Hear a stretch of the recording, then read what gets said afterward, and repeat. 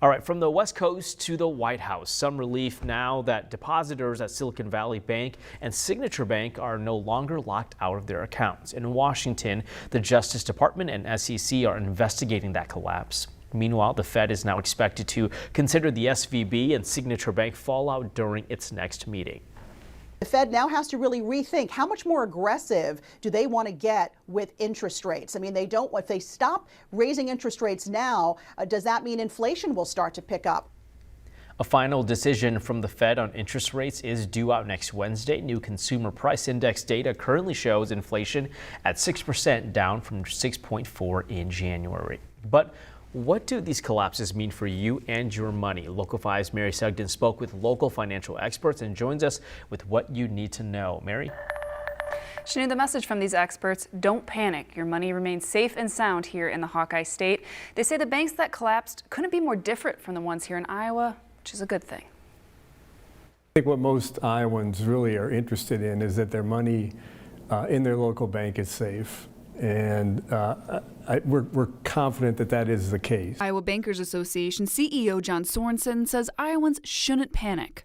We are better than national averages when it comes to capital, liquidity, loan quality, and just key things that we look at every day in the financial sector. He says the banks that collapsed focused on serving the tech and cryptocurrency industry, and that was a banking environment with funds moving quickly, becoming volatile with changing interest rates.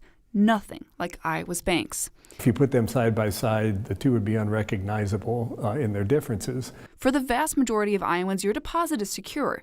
That's because credit unions and bank deposits are federally insured to the same amount. Iowa credit union deposits are insured by the federal government up to $250,000. So you can rest assured that your assets at your credit union are safe and secure.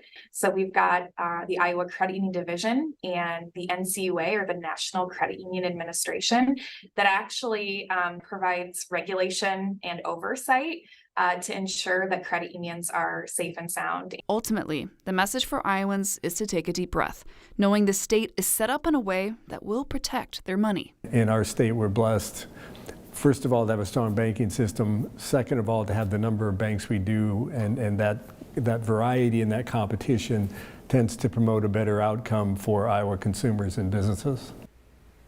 And something important to note, the Iowa Bankers Association warns people to be on the lookout for scams. They say scammers will likely prey on those uncertain about the bank collapses and mislead them to withdraw their funds. Again, make sure you work directly with the bank or credit union you trust.